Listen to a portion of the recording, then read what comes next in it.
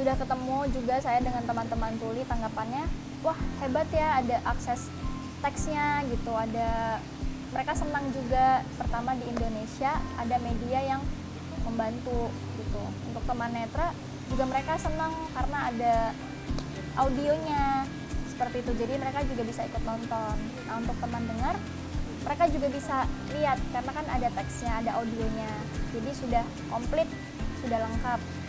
Jadi tuh Kami Bijak itu seperti peribahasa, sekali dayung dua pulau terlampaui ya Pak ya. Selain juga memberikan informasi kepada teman tuli, Bapak juga menyediakan dan memfasilitasi memberikan pekerjaan kepada teman-teman tuli ya Pak ya.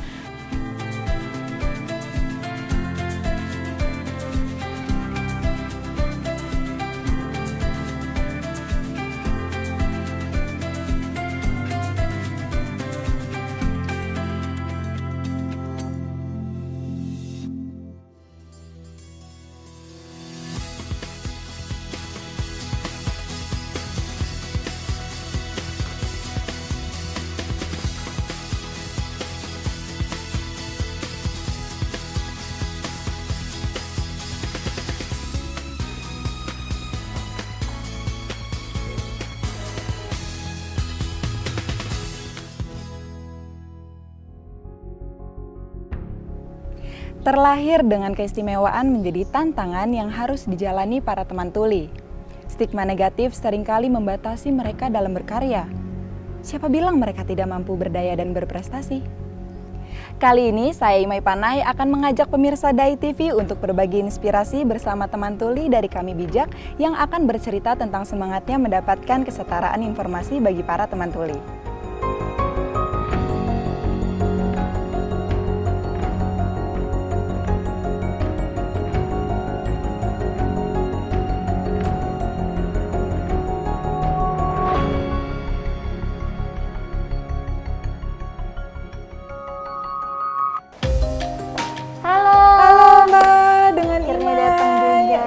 Berbagi inspirasi Mbak dengan siapa? Saya Iren dari Kami Bijak. Akhirnya pemirsa saya sampai di kantor Merah Putih, tapi saya ingin tahu lebih dalam nih Mbak, ingin tahu lebih banyak mengenai tim Kami Bijak, media teman tuli nih Mbak. Boleh banget. Mungkin kita langsung ke ruangannya aja. Boleh. Kebetulan ada pendirinya juga sih, kita bisa langsung kenalan aja. Oh wah. Gimana? Boleh. Yuk di situ ya. Iya di sebelah sini ya.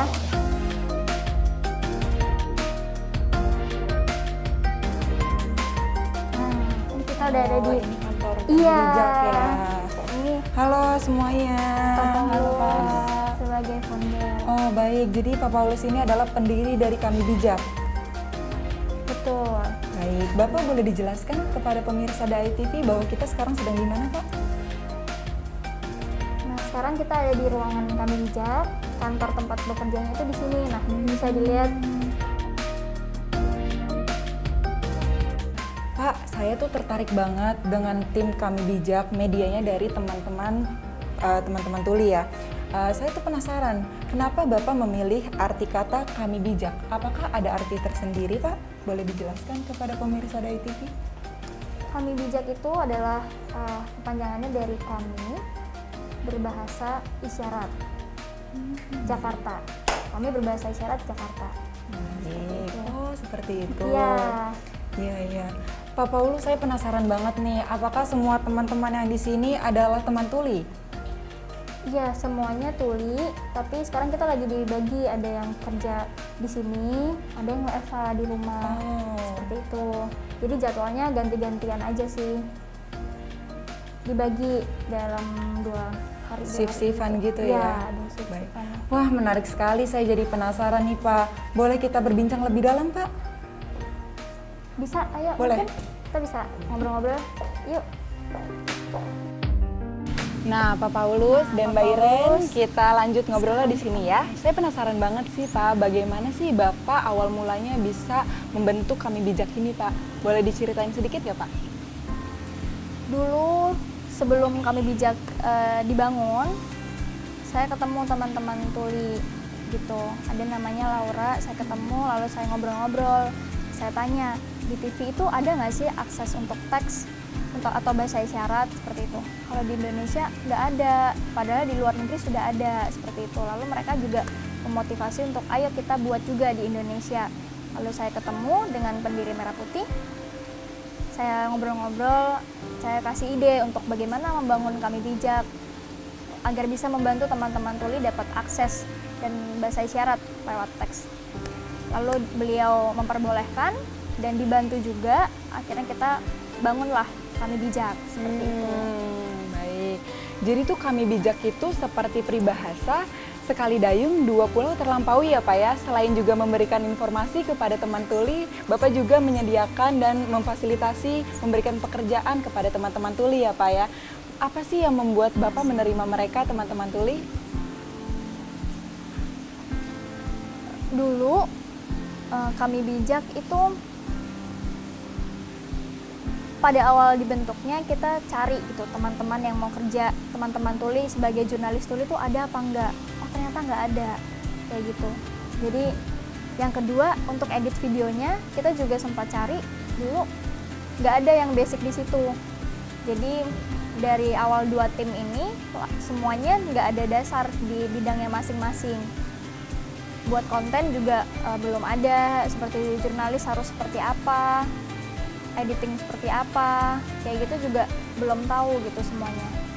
Tapi lalu kita ingin untuk kasih belajar gitu, ajarin seperti itu biar mereka juga bisa. Kalau nggak bisa ngedit nggak apa-apa, nanti ada tim dari Merah Putih untuk bantu ajarin, jurnalis juga dibantu kasih tahu etikanya jurnalis seperti apa. Kita ada latihan-latihan.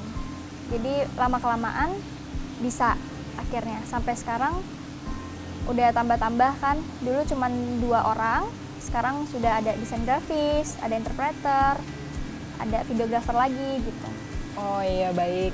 Yang saya tangkap dari tadi sepertinya teman-teman tuli itu bekerjanya di luar lapangan ya Pak. Itu kan sebelum Covid tuh. Nah sekarang setelah Covid apakah ada kesulitan bagi teman-teman tuli dalam bekerja?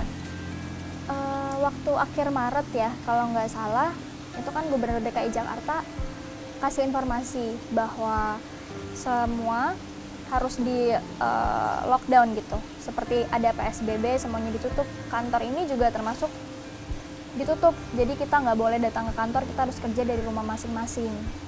Iya, lalu saya ingin tanya Pak, saya penasaran banget kan, kalau masa pandemi sekarang itu kan harus pakai masker ya Pak ya. Apakah ada kesulitan bagi para teman tuli untuk berkomunikasi satu sama lain? Nah, kalau teman-teman tuli pakai masker itu nggak ada kendala sebenarnya. Kan kita pakai bahasa isyarat, pakai tangan gitu. Kalau ada teman tuli, sesama teman tuli pasti paham meskipun pakai masker. Contohnya kan ditutup, terus ngobrol, nah itu paham. Tapi kalau yang satu tuli satu dengar, nah pakai masker, itu pasti nggak tahu, ada kendala. Akhirnya ada masker transparan, gitu, agar sedikit benar. membantu teman-teman dengar untuk bisa ngerti. Iya, saya Teman tahu tuli itu ngomong masker apa. transparan itu Gitu. ya Pak. Jadi masker transparan itu digunakan untuk teman tuli dan teman dengar ya Pak ya? Baik. Ya, sama. Dengar bisa pakai, tuli juga bisa pakai yang transparan itu. Senyamannya aja. Kalau dengar pakai yang transparan, kan dia membantu teman-teman tuli juga. Jadi bisa tahu teman dengar tuh ngomong apa. Baik. Lalu bagaimana sih Pak tanggapan masyarakat dengan adanya Kami Bijak ini Pak? Sudah ketemu juga saya dengan teman-teman tuli, tanggapannya, wah hebat ya ada akses teksnya gitu, ada mereka senang juga. Pertama di Indonesia ada media yang membantu gitu. Untuk teman netra juga mereka senang karena ada audionya seperti itu, jadi mereka juga bisa ikut nonton. Nah untuk teman dengar mereka juga bisa lihat karena kan ada teksnya, ada audionya, jadi sudah komplit, sudah lengkap. Pak, dari tadi Bapak menjelaskan kepada saya dan saya lama-lama jadi mengerti loh Pak. Saya boleh nggak sih minta diajarin bahasa isyarat? Boleh belajar. Boleh pemirsa.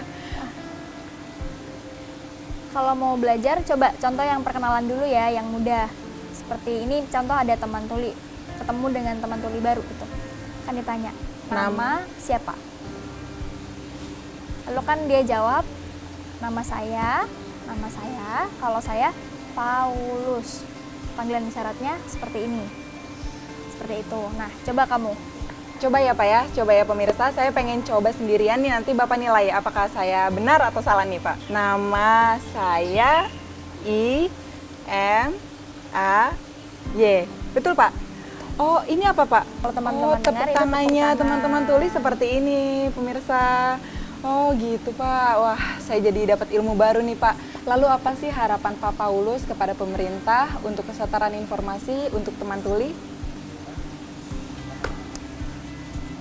Kalau saya berharap pemerintah itu bisa melihat bahwa teman-teman tuli itu kurang dalam akses teks seperti itu. Untuk mereka paham tuh kurang sekali gitu. Jadi saya berharap nanti ke depannya mohon sekali untuk pemerintah itu lihat bahwa teman-teman tuli butuh untuk ada akses teks itu agar mereka bisa paham. Terima kasih Pak Paulus, terima kasih Mbak Iren sudah membantu menerjemahkan. Saya penasaran nih dan ingin bertemu dengan tim-tim kreatif dari Kami Bijak. Boleh Pak? Boleh. Baik, yuk pemirsa.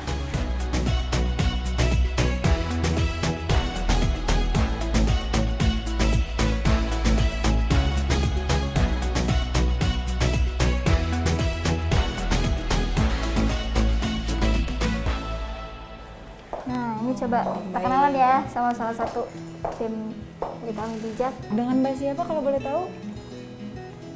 Halo, nama saya Restu Lestari. Panggilannya Restu. Oh baik, saya panggil Mbak Restu aja ya. Mbak Restu boleh diceritain nggak sih apa kesan Mbak Restu bekerja di Kami Bijak? Saya sih senang banget gitu karena di sini saya bisa bebas berbahasa isyarat kayak gitu. Yang kedua, saya bisa ikut liputan keluar, ketemu juga dengan banyak orang, ketemu banyak orang baru.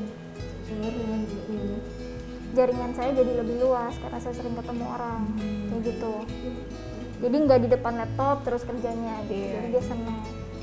Boleh dong diceritain pengalaman menarik Mbak Restu yang pernah dialami selama bekerja di tim Kami Bijak? Banyak banget pengalaman menariknya gitu. Tapi ada 3 yang paling berkesan. Yang pertama, saya bisa ketemu sama orang-orang penting. Iya, saya bisa wawancara juga sama mereka karena sebagai media kan kerja di sini. Gitu. Yang kedua, latar belakang saya ini bukan orang media sebenarnya. Jadi waktu masuk kerja di sini, saya jadi belajar banyak tentang media. Kayak gitu. Nah, yang ketiga, saya belum masuk waktu itu, tapi saya ikut bangga juga karena Kami Bijak di tahun 2018 itu dapat penghargaan dari acara ASEAN Para Games gitu sebagai the most inspiring media. Gitu. Jadi itu bisa memacu tim Kami Bijak untuk lebih semangat lagi ke depannya. Apakah Mbak Restu punya harapan untuk kesetaraan mendapatkan informasi untuk teman-teman tuli? Boleh di-share kepada pemirsa DAI TV? Seperti tadi yang Mbak Paulus sudah bilang, saya mau menambahkan teman-teman tuli itu fokusnya ke visual sebenarnya. Teks dan gambar dan video. Nah, tapi kalau bisa videonya itu pakai bahasa isyarat. Karena teman-teman tuli kosakatanya terbatas.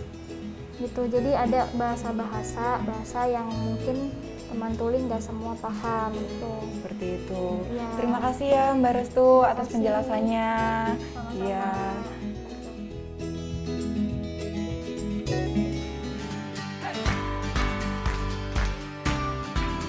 Pemirsa, ternyata minimnya juru bahasa isyarat pada tayangan televisi menjadi salah satu faktor rendahnya kesetaraan informasi bagi para difabel, khususnya teman tuli. Padahal jelas tertulis dalam undang-undang tentang keterbukaan informasi publik, bahwa hak mendapatkan informasi adalah hak asasi manusia dan keterbukaan informasi publik adalah salah satu ciri penting negara demokratis. Semoga dengan adanya kanal Kami Bijak dapat menjadi awal kesetaraan informasi bagi para difabel. Sampai bertemu di episode selanjutnya dengan cerita inspiratif lainnya.